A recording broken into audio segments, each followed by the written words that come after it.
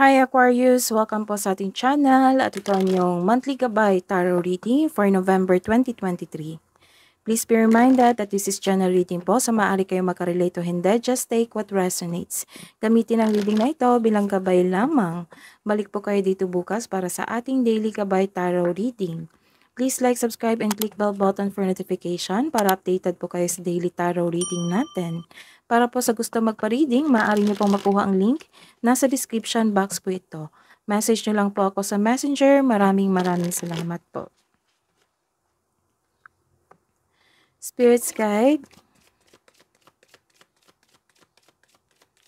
Ano po ang ganap for this month, November 2023, para po kay Aquarius?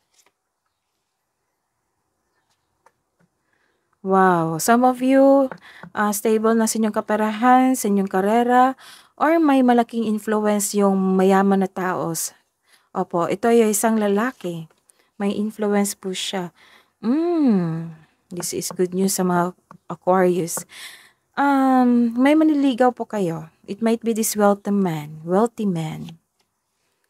Ingatan lang inyong sarili. Ingatan lang inyong sarili kasi may nakita ako ditong bad health. Oo. Kung sobrang kayong pagod, kailangan ng maagang tulog, take time to yourself, take vitamins, or kung may nararamdaman kayo, maagang check-up sa doktor. Ayun. Kasi may nakita ako ditong magkasakit sa buwan na ito. So, kung hindi pa ito nangyari, kailangan mong maagapan. Ayun. So, ingatan lang yung sarili. Nagkaroon ng purification dito sa buwan na ito. It is time for a cleansing, detoxification of your body and mind. And sacred space. Create a sacred space. Create an altar or visit a power place to connect with the divine. So, some of you, ina-advise dito na make an altar na kausapin ng ating Panginoon to ask a divine assistance or visit nyo po ang simbahan.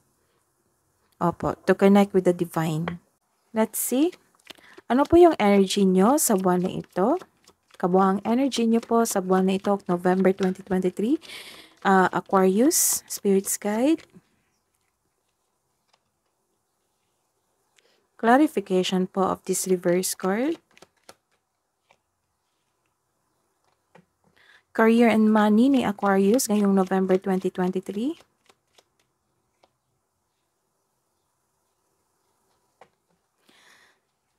Clarification po of this reverse card. Spirits guys, love and romance po ni Aquarius ngayong buwan na ito, November 2023. Clarification of this, clarification po sa the Wheel of Fortune.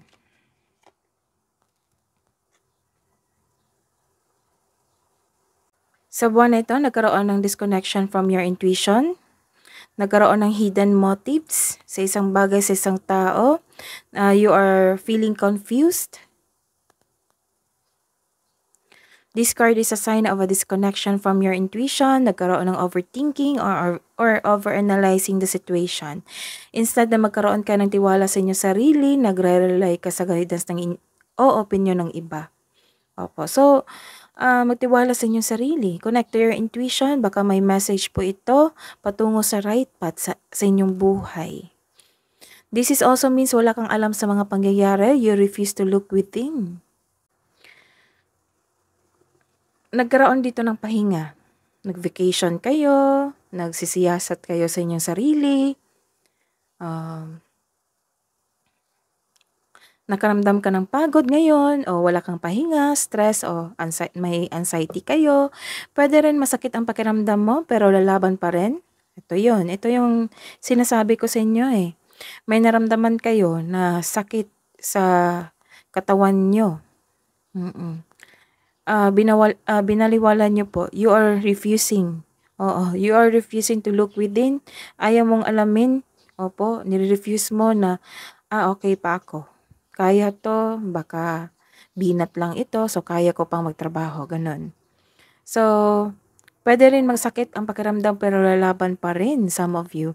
Ikaw ay nagpapahinga ngayon, this is good. Ikaw ay nagpapahinga ngayon upang makapag-isip ng mabuti para makapaghanda o magpagaling. This card asks you to relax, calm your mind, and reflect. Sleep and meditation ay kailangan. Kailangan talaga ng tulog dito kasi hindi kayo makatulog kasi stress kayo sa kakaisip, sa nagkaroon ng overanalyzing, overthinking. Kaya ayun, you are decided to heal yourself na magkaroon ng tamang tulog, tamang bakasyon, tamang pahinga para maging okay kayo. This is a reverse card. Nagkaroon po kayo ng ingatan ng inyong kaperahan ngayon kasi nagkaroon po ng materialism dito or someone is controlling you sa inyong anong tawag dito? Sa inyong trabaho. It might be your boss, kasamahan nyo sa trabaho. Nakikita ko dito na sobra kang nag-focus sa paggasta ng material na bagay. Nagkaroon ng insecurity din. Nagkaroon ng sobrang focus sa wealth and possessions. This card tells you na focus sa emotional and mental stability. You need to relax and listen to your intuition. So these cards, 1 and 2. 1, 2, 3. Kailangan talaga, this card tells you na kailangan lang talaga ng tamang pahinga kasi may nararamdaman na kayo. May nararamdaman na kayong sakit sa inyong katawan or labis yung pag-iisip. Nagkaroon na kayo ng anxiety.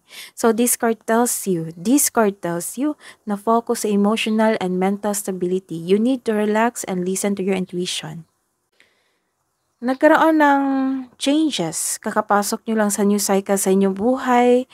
Yung tapos na yung mga obstacles sa inyong buhay, pag-ibig, sa inyong sarili. Sa mga single dyan, may chance na mamimit mo yung new romantic partner mo. Sa mga may relasyon na may problema o hindi pagkakaunawaan, may pagpabagong darating na ikakasiyan nyo. This can also means a blessings in your relationship. May magandang new experiences after a time of sadness. This is a reverse card. Nagkaroon dito ng makakaranas kayo ng criticism dito sa buwan na ito. May nakikita akong strong personality dito, maldito, maari ring kabit. Guarded na po kayo, ayaw niyong masaktan ulit. Hidden truth, anong iniisip mo, anong iniisip niya? Para po sa mga single na Aquarius ngayong November 2023, Spirit's Guide, dalawa agad. I regret lying to you. I remember every detail of the day. Sa mga may relasyon, I know that I crossed the line with you. I am a becoming person. Love advice po para sa mga single. Spend time with your family and friends.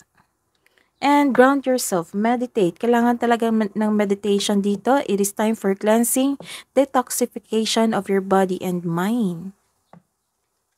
Love advice po para sa mga may relasyon.